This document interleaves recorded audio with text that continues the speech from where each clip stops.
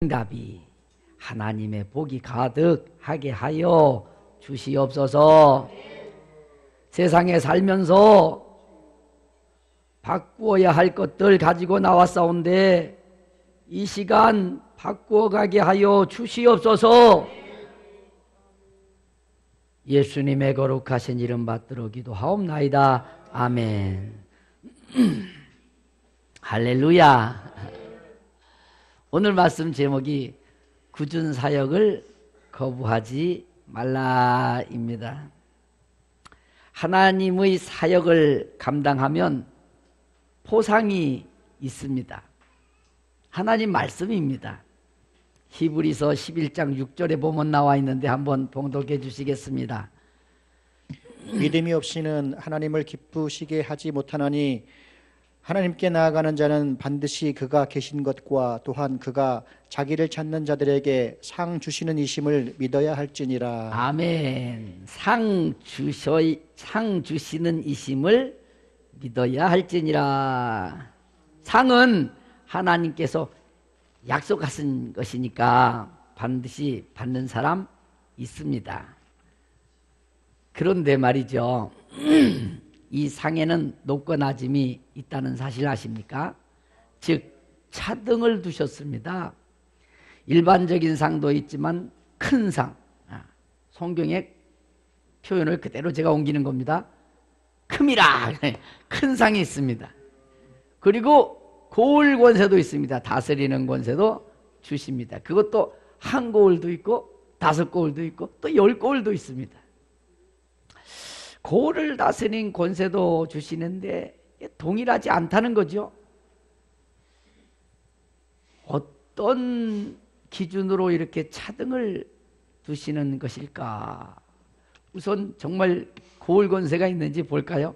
누가복음 19장 17절 말씀을 봉독해 드립니다. 주인이 이르되 잘하였다 착한 종이여 네가 지극히 작은 것에 충성하였으니 10고을 권세를 차지하라 하고. 아멘. 10고을의 권세, 한 고을의 권세도 나옵니다. 일반적인 상도 있고요. 이런 상을 주실 때 그 기준이 있겠습니까? 없겠습니까? 당연히 있죠. 그 기준이 뭘 것 같습니까? 굳은 사역입니다. 남들이 싫어하는, 별로 좋아하지 않는 굳은 사역. 얼마나 굳은 사역을 잘 감당하였는가에 따라서 상이 정해지는 것으로 성경에 나와 있습니다. 고을 권세를 주실 때 그 조건에 주목해 보면 이 굳은 사역이 뭔가 하는 것을 눈치채실 수 있습니다. 한번 읽어봐 드릴까요? 몇 장이죠? 그 고을 권세 나오는 게 다시 한번 읽어봐줘요. 아까 누가복음이었죠? 누가복음 19장 17절. 주인이 이르되 잘하였다 착한 종이여 내가 지극히 작은 것에 충성하였으니 10고을 권세를 차지하라 하고. 아멘. 그러니까 여기 10고을 권세를 주실 때 조건이 잘하였다 착한 종이여. 그래서 착한 종이여 네가 지극히 작은 것에 충성하였으니 이 두 가지 조건인 거예요. 착하다, 지극히 작은 것에 충성했다. 여러분 착한 사람 어떤 사람이 여러분 주변에 착해요? 자기 생각을 가지고 바득바득 자기 주장을 우기는 사람이 착해 보여요? 아니면 그 분위기를 위해서 자기 생각을 좀 적고 그래요 그렇게 합시다 하는 사람이 착해 보여요? 말 안 해도 알죠? 착하다는 것은 가정에서도 마찬가지예요. 부부가 살아가는데 착한 남편 있고 안 착한 남편이 있어요. 어떤 사람이 착한 것 같아요? 아내한테 글쎄 자기 생각 있지. 그런데 아내를 많이 사랑해 주는데 존중까지 해줘. 이게 착한 남편이에요. 성경이 말하는. 그러니까 착하다라고 하나님이 표현할 적에 뭐냐면 네 생각보다는 상대방 입장에서 생각하고 말하고 행했다 이 소리거든요. 여러분 내 생각 갖고 막 일할 적에는요 뭐 딴 사람이 상처를 입든지 말든지 좀 거침이 없어요. 그런데요, 남 상처 안 입게 하려고 그 사람 입장에서 일하다 보면요, 자연적으로 좋은 일 하면서도 굳은 소리 들어요. 제 말 맞지요? 수준 높은 얘기인데 별로 경험이 없으신가 봐요? 이 사람이 사는데 착하게 산다는 게요, 내가 굳은 일을 감당해야 된다는 말이 되는 거예요. 그리고 작은 일에 충성했다는 것이 무슨 얘기 같아요? 여러분, 작다고 하는 이 표현 원어를 따지면 뭐냐면, 남들이 소홀히 여겨서 돌아보지 않는 것, 즉 칭찬될 수 있는 것이 아니라는 거예요. 또 때에 따라서는 남들이 싫어하고 기피하는 것, 이게 작은 거예요. 이해가시죠? 그것에 충성했다. 그러면 한마디로 굳은 일에 충성했다 이 말이죠. 그래서 오늘은 하늘에서 받는 상의 기준을 말씀드리면서 은혜를 나누고자 하는데요, 이게 우리한테 굉장히 필요한 말씀이에요. 여러분들 모두에게 은혜 되어서 여러분이 세상 살아가면서 소망하고 있는 것들을 이룰 수 있는 그런 말씀, 은혜 받게 되시기를 축복합니다. 할렐루야. 본문에 보면은 지금 이스라엘 백성들이 애굽에서 나오는, 즉 출애굽하는 그 과정의 일부분이 소개되고 있는데, 일부분만 소개했지만 제가 쭉 설명을 좀 해드릴게요. 우선 여러분들한테 질문 하나를 합니다. 고대에는 사고 팔 때 무엇으로 계산하였는지 아십니까? 아주 옛날 신석기 시대 때에는 화폐가 무엇이었다 하고 이렇게 증명이 된 화폐, 여러 가지 있었겠지만은 증명된 화폐 있는데, 혹시 아세요? 신석기 시대 때 이 많은 돌 바퀴래요. 그거 들어보셨어요? 학교 다닐 때 다 배운 건데 그거 뭐 몰라도 천국 가는 데는 지장 없지만 그거 나와요. 역사책에 아주 돌멩이 이만한 것들, 그런 것을 가지고 이렇게 화폐로 사용을 했다고 해요. 이게 참 정말 무거웠겠다 이 생각이 들죠. 근데 점점 간단해지더니 요즘엔 뭐 온라인으로 그냥 거래를 하곤 합니다. 그러면 제가 질문하고자 하는 건 뭐냐면, 모세 시대 때, 지금 우리 본문을 다루고 있는 모세 시대 때 주요 통화 수단이 뭔지 아세요? 네 가지가 있어요. 그 당시 때에 주요 통화 수단은 네 가지가 있습니다. 여러분 한번 아시는 대로 한번 얘기해 볼까요? 생각나는 대로 뭐가 있을까요? 네 가지. 은, 금, 배물. 이게 성경에 나오는 거예요. 저런 분들은 어디 가서도 뭐 새우젓 얻어먹는다고 그러던데 얻은지가 빨라. 은, 금, 폐물, 이것은 어떤 수단이라 그러냐면 귀족 수단이라 그래요. 귀족들이나 가질 수 있는 것들이거든요. 귀족들이 뭔가 좀 어려운 문제 있으면, 아니면 자기 자식 결혼시킬 때 이를 적에 좀 처분해 갖고 큰 거를 장만할 수 있는, 그래서 그것을 위해서 저축 수단으로 막 마련해 놓는 게 은, 금, 폐물이에요. 그래서 이제 이 귀족 수단이다 이렇게. 또 다른 거, 서민 수단도 있어요. 그 일반적 수단도 있고요. 뭐 있을까요? 그 당시 때도 화폐가 있었어요. 그래서 화폐로 주고 물건을 사는 거예요. 다만 이제 그 화폐는 그 나라에서만 쓰이는 거죠. 또 뭐가 있을까요? 이 물물교환이라는 게 있어요. 아시죠? 내가 배추를 키웠어요. 저 사람이 무를 키웠어요. 교환하는 거예요. 내가 고구마를 키웠어요. 저 사람이 감자를 키웠어요. 이게 물물교환하는 거예요. 시장에 나가서 우리 어렸을 때 물물교환하는 모습도 많이 봤었어요. 그럼 세 가지 나왔네요. 물물교환, 화폐 거래, 또 귀족 거래, 또 하나는 뭘까요? 일상거래라는 게 있는데, 옷 있죠? 지금 옷 이거 가지고선 화폐 안 되잖아요. 그죠? 옷 입다가 남이 좀 어려워 보이면은 자기 거 벗어주기는 하지만, 지난주에도 집사님 한 분이 어려운 사람한테 자기 비싼 옷을 이렇게 제공하는 걸 제가 봤는데 참 잘하셨어요. 이렇게 주기는 하지만 지금 그걸 가지고 여기 어디 슈퍼에 가서 옷 딱 벗어주면서 자 이거 얼마치 쳐줘 이렇게서 바꾸는 건 없잖아요. 근데 그 당시 때는 있었어요. 그 생활수단이라 그래. 생활거래. 생활적으로 입고 다니던 옷을 갖다 벗어주고 그 옷을 갖다가 필요한 걸 공급받는 이게 그래서 실생활에 필요한 걸 생활거래라고 합니다. 그래서 4가지 거래가 있었어요. 이제 이 중에 물물교환이나 화폐 거래는 그 지역에서만 이제 쓰이는 거예요. 예, 금, 은, 폐물이나 즉 귀족거래 그리고 의복이나 생활거래 이것은 다른 나라, 다른 고장에 가서도 통용되는 게 이제 이 수단이에요.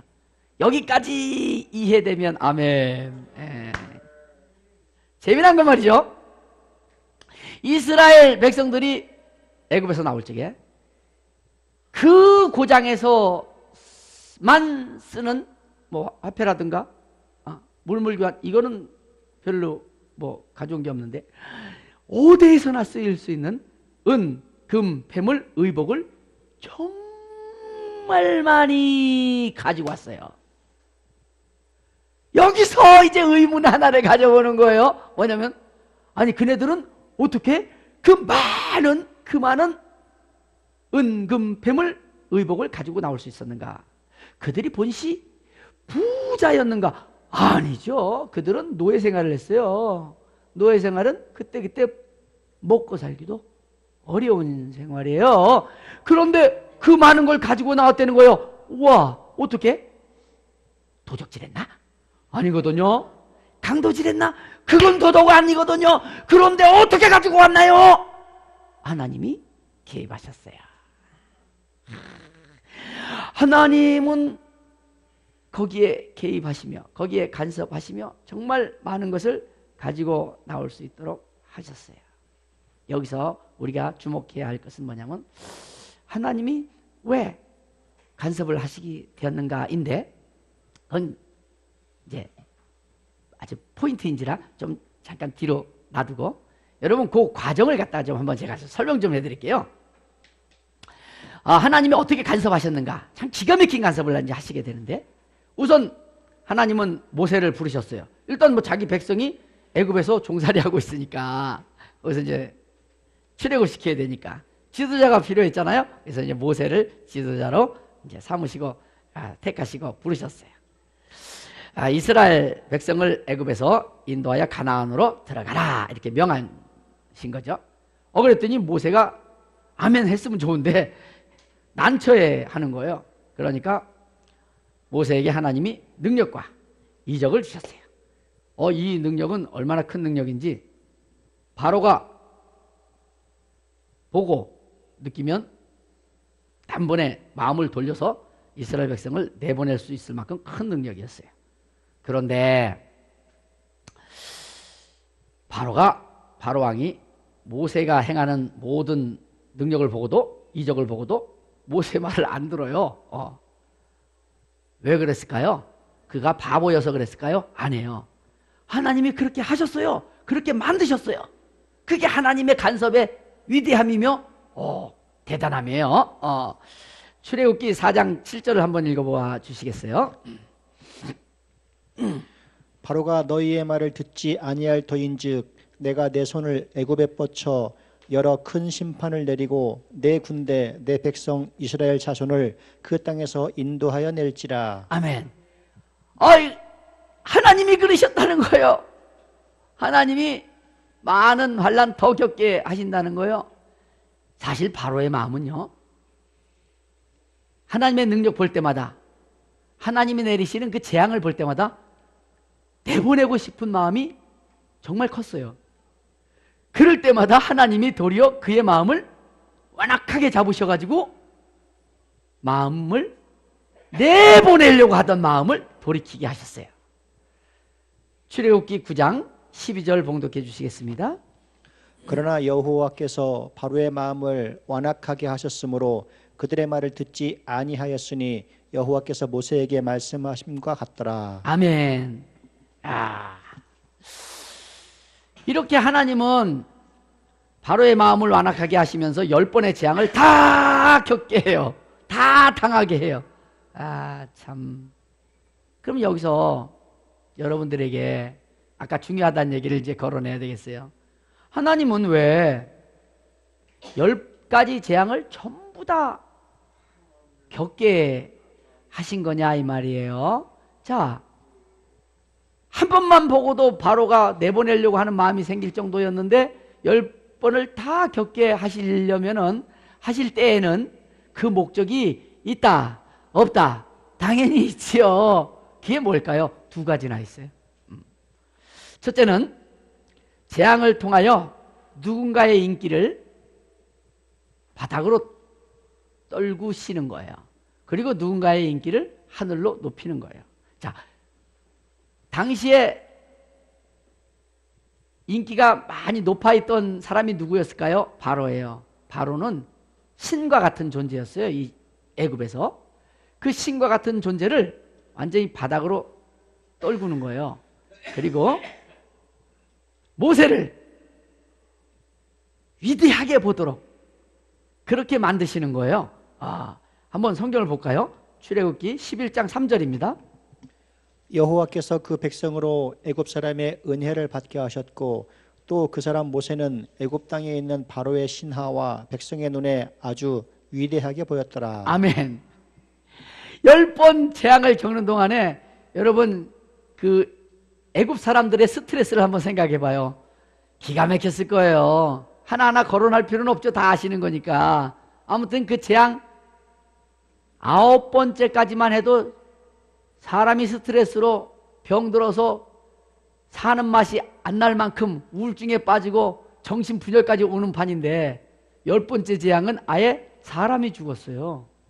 와, 그것도 장자들이 죽는데 성경에 보니까 안 죽은 사람이 없는 집안이 하나도 없었대요. 그러니까 다 장사를 치르는데 다 겹쳐서 치르는 거예요. 와, 어쩌면 좋아요. 어떤 집에는 아버지가 장자야. 그도 죽었네. 근데 그 아버지 밑에서 장자가 또 태어났을 거 아니야. 그도 죽었네.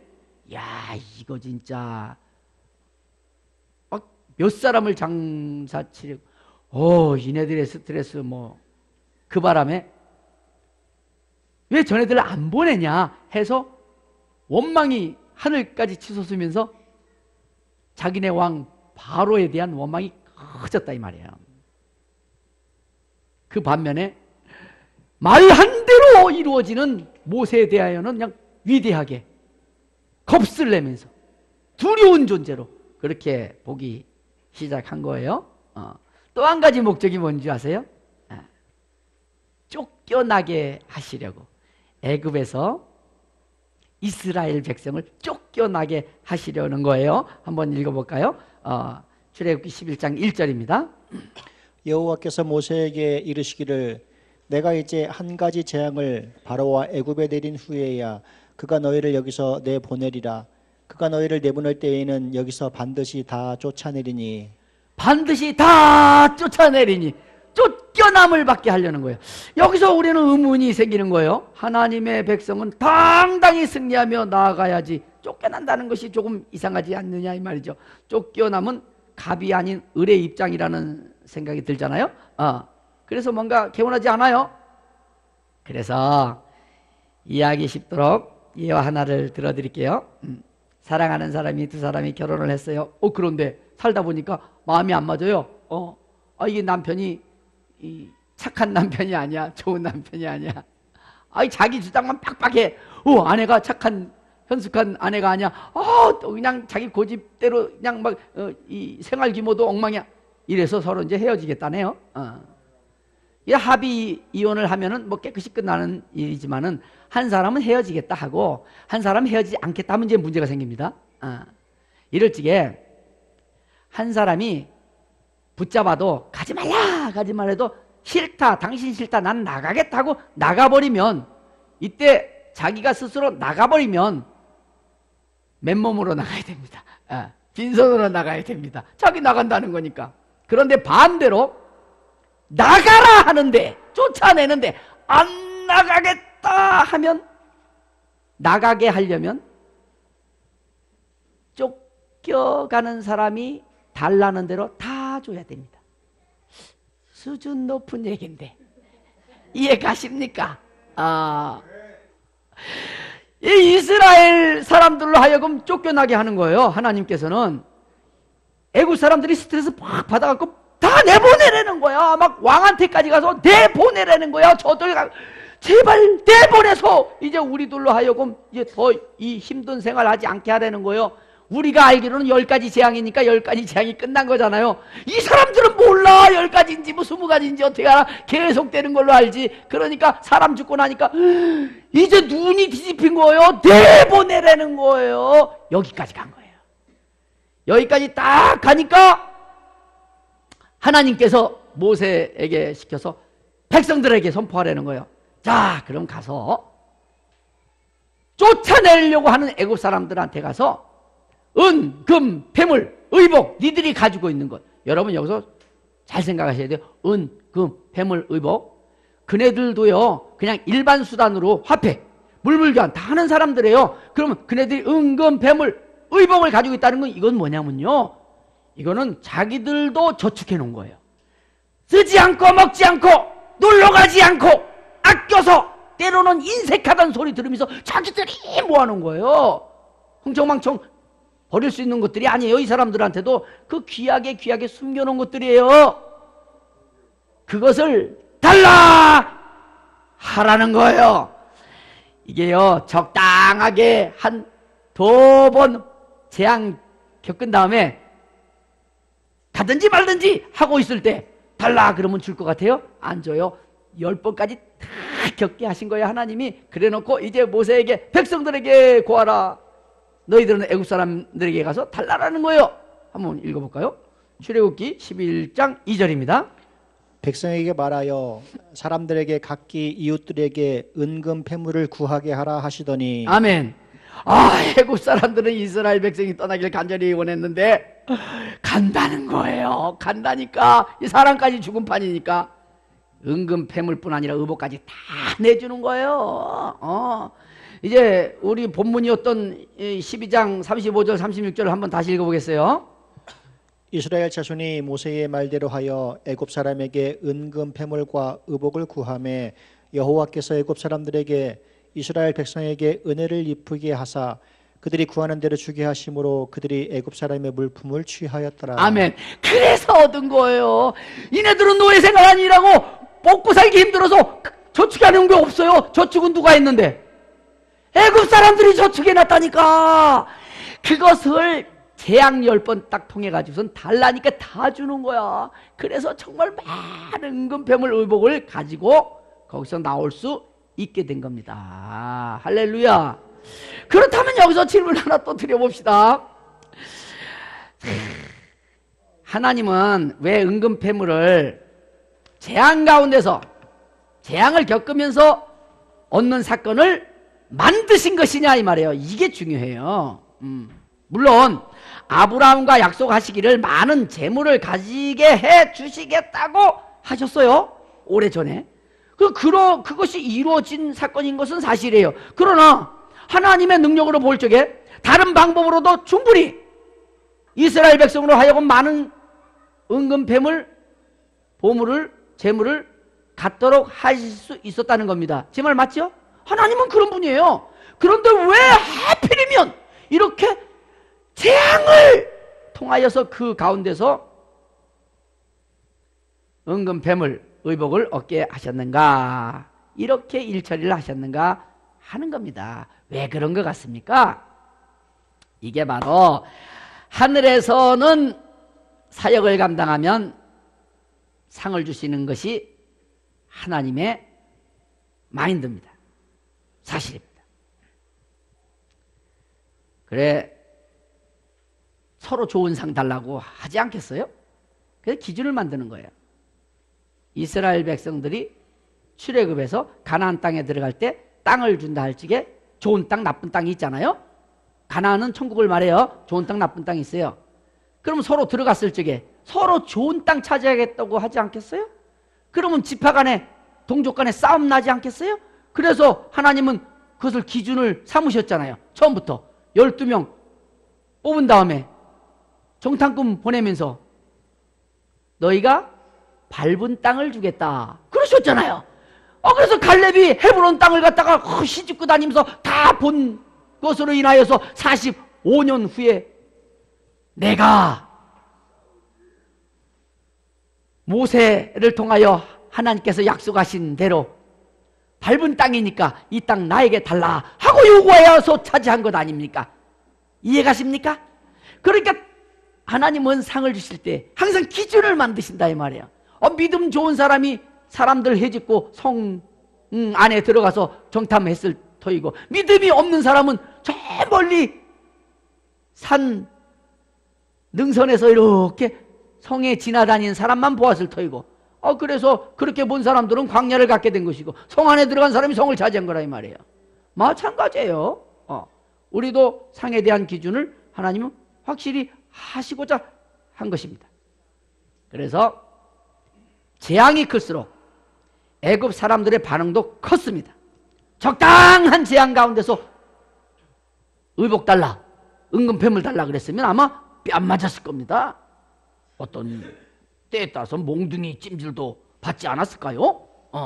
아무튼 그 많은 은금패물 의복 가지고 나올 수 없었습니다. 그런데 그 10번의 재앙 다 겪고 나니까 달라는 대로 주더라. 이 사건은 우리가 이 땅에서 살아가는 동안에 하늘의 상을 쌓는 것 참 중요한 일인데, 그 기준을 확실히 알자는 겁니다. 하늘의 포상, 좋은 것도 있고 큰 것도 있고 따라서 작은 것도 있고 보편적이고 일반적인 것도 있다는 것인데, 하늘에서 귀한 상을 받고 싶으시면 굳은 사역이라 하여서 거부하면 안 된다는 겁니다. 굳은 사역? 도리어 감사해야 됩니다. 천국에 들어가면 누군가는 고을을 다스리는 권세와 상을 받게 됩니다.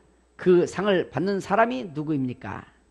고난에 동참한 사람입니다. 귀한 상을 아무렇게나 막 누구에게나 주면 그게 귀한 상이겠습니까?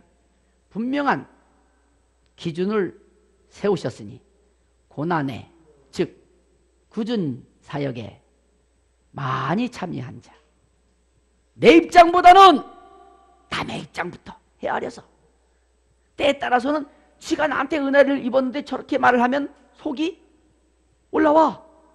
요즘 애들 말로 요게 열린대. 뚜껑 열린대. 어떤 때는 가까운 사람인데도 뚜껑 열리게 한다 그러잖아. 왜? 아내인데도 남편인데도 자식인데도 부모인데도 그런다니까요. 그런데 그럴 적에 그의 입장에서 생각하는 거예요. 그리고 생각하세요. 이건 굳은 일이야. 저를 살리기 위하여서. 나는 이미 하나님을 자랑하면서 살아가는 사람이니까, 하나님을 믿는 사람인 걸 저가 아니까 내가 이 굳은 사역을 담당하자. 하나님은 왜 저 사람에게 저런 말을 하게 해서 내 마음을 상하게 하는가? 그 사람하고 싸울 게 아니라 영의 세계를 보면서 그 굳은 사역을 감당하는 겁니다. 그리고 다독여주는 겁니다. 내 눈에 거슬리는 그것을 내가 도리어 채워주는 겁니다. 섬겨주는 겁니다. 그런 일을 살아가면서 많이 한 사람, 그 사람이 하늘에 가서 큰 상 받는 거예요. 금이라 분명히 돼 있어요. 볼까요? 마태복음 5장 11절 12절 말씀 봉독해 주시겠습니다. 나로 말미암아 너희를 욕하고 박해하고 거짓으로 너희를 거슬러 모든 악한 말을 할 때에는 너희에게 복이 있나니 기뻐하고 즐거워하라. 하늘에서 너희의 상이 큼이라. 너희 전에 있던 선지자들도 이같이 받게 하였느니라. 아멘. 기뻐하고 즐거워하라. 내가 굳은 일, 굳은 사역 맡게 되거든. 그것 때문에 왜 나는 이런 것만 해야 되지 하고 속상해하지 말고 기뻐하고 즐거워하라. 왜요? 하늘에서 너희의 상이 큼이라. 크고 작은 게 분명히 있는 거예요. 일반적인 것이 있고 보편적인 것이 있고 귀한 것이 있는 거예요. 사랑하는 여러분들, 기왕에 이 세상 사역자로 살아가시는데 여러분들 영원히 이 땅에서 사는 거 아니잖아요. 잠시 잠깐 사는데 굳은 사역 그거 그냥 막 싫다 하는 분들이 있는데 그러지 마시고 굳은 사역이 오면 도리어 어떻게 하라고요? 기뻐하고 즐거워하라. 제 얘기 아닙니다. 예수님이 하신 말씀이에요. 굳은 사역 마다하지 말고 기뻐하고 즐거워하라. 내 것을 내어주고 내 마음을 내어주고 섬기고 그 사람 입장에서 일하고 기뻐하고 즐거워하라. 너희의 상이 하늘에서 큼이라. 큰 상 받으시는 여러분이 될지어다. 기도합니다. 여러분 이 시간 기도할 때 한 2분 동안 통성으로 기도합시다.